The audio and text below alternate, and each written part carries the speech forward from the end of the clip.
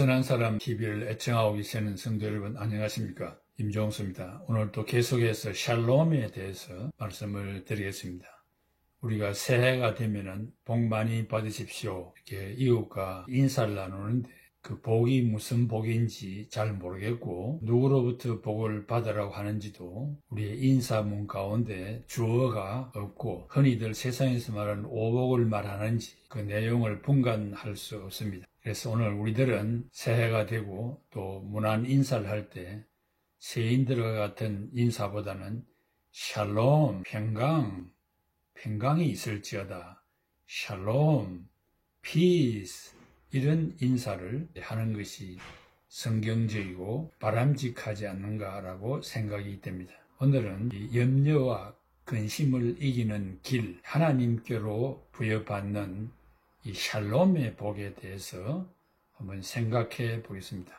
민수기 6장 26절에 그 얼굴을 내게로 향하여 드사 평강 주시기를 원하노라.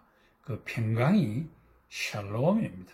피스입니다. 이 평안, 이것은 우리의 마음에 염려와 근심이 없는 평온하고 안정된 상태를 가르쳐 말합니다. 그 반대어는 염려입니다. anxiety, 세상 염려에 시달리는 상태를 말합니다. 이 성경적인 이 샬롬 평강은 어떤 면에서든지 결여되거나 손상되지 않는 완전한 또는 온전함을 뜻합니다. 구약에서 한 250회 정도 사용이 되었습니다. 하나님으로부터 오는 모든 좋은 것, 웰빙, 복지입니다. 부족이 없이 누리는 상태를 말합니다. 그래서 사사기 6장 24절에도 기드온이 여호와를 위하여 거기 제단을 쌓고 그것을 여호와 샬롬, 제호바 샬롬이라 하였더라. 그것이 오늘날까지 아비에셀 사람에게 속한 오브라에 있더라고 했습니다. 여호와 샬롬, 여호와가 평강이라는 말입니다. 이 평강의 상태는, 즉 샬롬의 상태는 육체가 건강한 것을 말합니다. 농사가 풍년을 이루는 것을 말합니다. 물질의 풍요를 말합니다. 번영의 번성을 말합니다. 전쟁의 승리를 의미합니다. 질병에서의 왕쾌를 말합니다. 모든 면에 부족이 없는 상태입니다. 이것보다 더 좋은 인사가 어디 있으며 축복된 말이 어디에 있겠습니까? 유대인들은 서로 만날 때 샬롬 그렇게 인사합니다. 이제 교회 가서 성도들을 만날 때 복 많이 받으세요 그렇게 하지 말고 샬롬 합시다. 모든 면에 부족이 없는 상태가 되십시오. 걱정, 근심, 염려가 있습니까? 이 모든 것 다 하나님에게 맡기시고 마음의 평안과 평강을 누리십시오. 육체에 질병이 있습니까? 이 질병 다 떠나가고 사지백체 오장육부가 건강하십시오. 대인관계, 대신관계, 대물관계 모든 면에 맺힌 게 있습니까? 다 풀어지기를 바랍니다. 이것은 온전한 상태를 가르쳐서 샬롬, 평강 그렇게 말합니다. 이런 인사가 우리에게 있기를 바라는데 여러분들의 마음 상태가 샬롬해지기를 바랍니다. 이 인간관계의 총화를 이룬 온전한 인격, 그 사랑, 우위, 화평 이러한 상태를 말합니다. 이웃나라와 우호, 협조, 동맹, 협동 이런 이웃 나라와의 관계도 서로 상부상조하는 상태를 말합니다. 샬롬은 비폭력 저항과 의미가 일치되지 않습니다. 이 샬롬은 이 세상에서 주먹 다짐을 하거나 멱살을 잡고 싸우거나 욕설을 하거나 투쟁하는 상태와 비교할 수가 없습니다. 그런 것들을 안 한다고 해서 샬롬의 상태가 된다고 말하지 않습니다. 샬롬을 만드신 분은 하나님 한 분이십니다. 완전 무결한 샬롬은 메시아가 오실 때 성취됩니다. 모든 것이 번성하고 번창하고 질병이 없고 마음의 평화와 안정, 그리스도 오시기 전에 어떻게 이루어질 수 있겠습니까? 부분적으로 있을 수 있지만은 그 완전 무결한 상태는 재림주 예수 그리스도가 이 땅에 오실 때 비로소 성취됩니다. 이것은 바로 나와 하나님의 관계가 거기에서 100% 성취가 되고 나도 내 자신을 어쩔 수 없었던 내 자신과의 관계,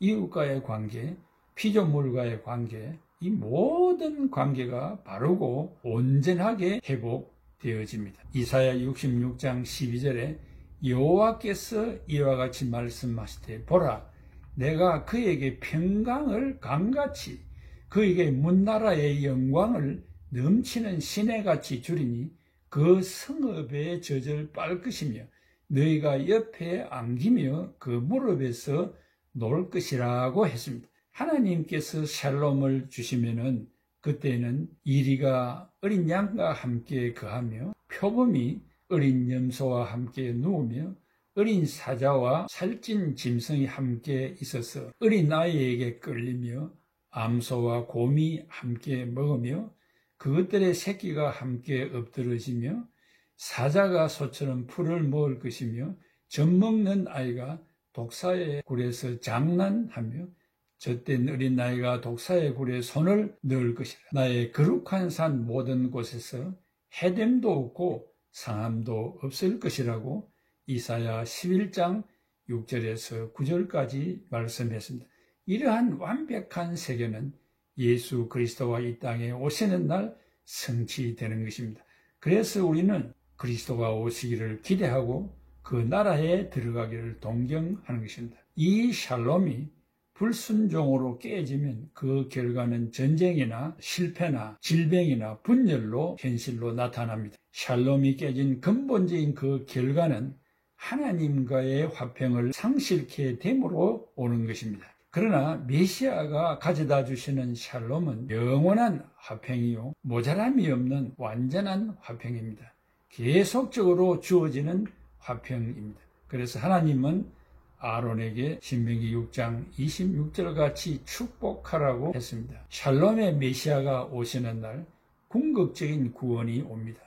샬롬의 메시아가 오시는 날 모순되고 왜곡된 질서를 원상복귀시키시고 그때는 평강과 의로 세상을 다스리게 될 것입니다. 새하늘과 새 땅의 표지가 될 것입니다.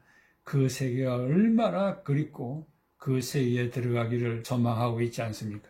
우리가 성가곡을 부를 때도 사막에 샘이 넘쳐르리라 사막에 꽃이 피어 향내 내리라 주님이 다스리는 그 나라가 되면은 사막이 꽃동산들이 사자들이 어린 양과 뛰놀고 어린이들 함께 뒹구는 참 사랑과 기쁨과 그 나라가 이제 속히 오리라.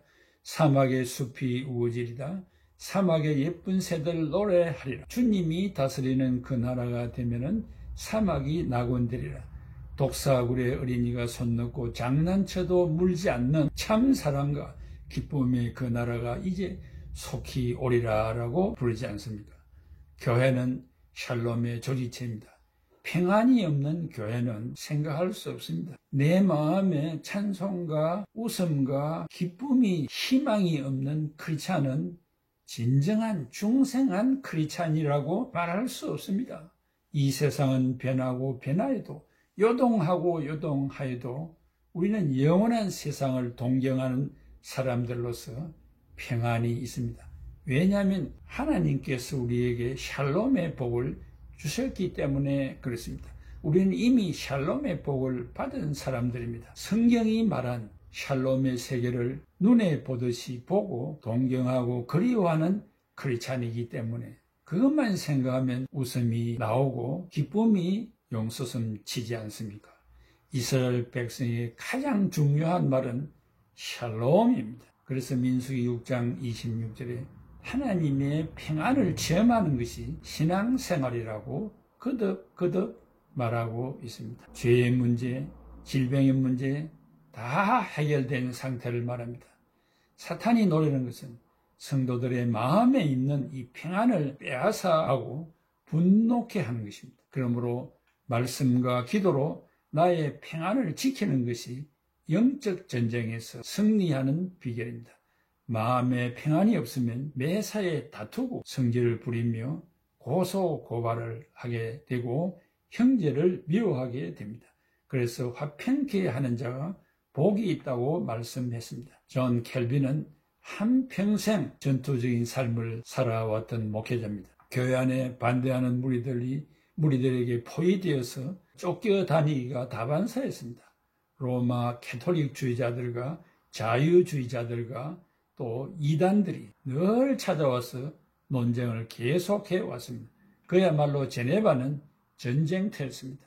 그러나 켈빈은 27년간 목회하면서 사랑과 자애가 넘치고 섬세하게 양무리들을 돌보는 목회 생활을 해왔습니다.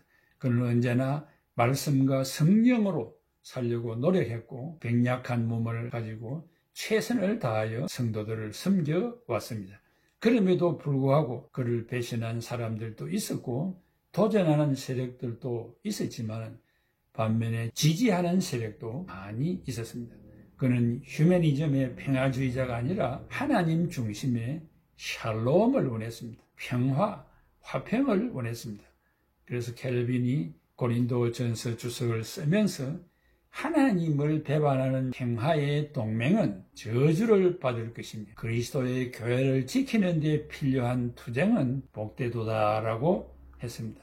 그래서 켈빈은 교회를 지키는 데 투쟁했습니다. 앞장섰습니다. 세 사람의 영적인 품성은 원수를 사랑하고 반대자들을 포용하는 화평을 조장하는 마음의 자세라고 할 수 있습니다. 혹간 교회와 교단과 연합체에서 일어나고 있는 분쟁 사건을 보면은 양쪽으로 나누어져서 서로가 인신공격을 하는데 수단과 방법을 가리지 않고 혈안이 되어 있는 경우들을 봅니다. 화평을 조장해야 할 사람들조차도 피스메이커가 아니라 트러블 메이커의 역할을 하는 사탄의 지배권 안에서 종로로 타는 무리들을 보면서 그 결과를 분석해 보니까 아직도 중생하지 못한 무리들의 장난이라고 결론을 내릴 수 있겠습니다. 사랑하는 성도 여러분, 화평케 하는 자는 복이 있습니다.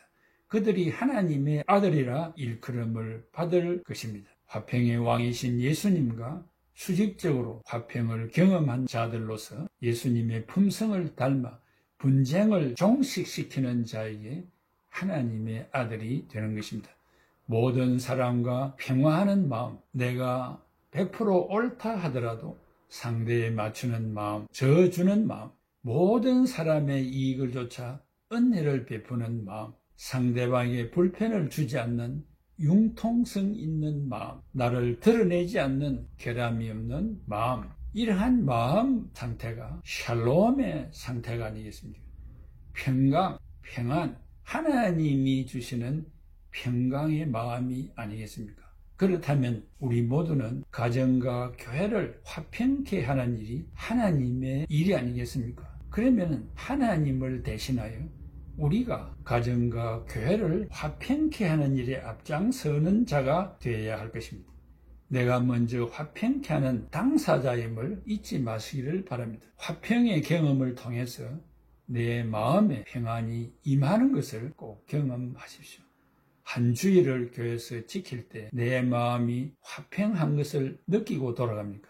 사탄은 항상 화평케 하려는 자에게 강하게 역사하여 분쟁을 조장합니다. 그럴 때 주 예수 그리스도의 이름으로 사탄의 장난을 물리치고 피스메이커, 화평을 조장하는 자, 샬롬을 던져주는 자, 샬롬의 세계를 만드는 자로서 우리의 생을 살아가면 좋겠습니다. 내가 있는 곳에는 너와 나와의 관계에서 평화, 가족끼리 사는 가정의 평화, 여럿이 모이는 예배하는 교회가 평화, 또 그 사회가 평화가 조장되는 피스메이커, 샬롬의 성도가 되기를 바랍니다. 이제 성가곡 한 곡을 듣겠습니다. 감사합니다.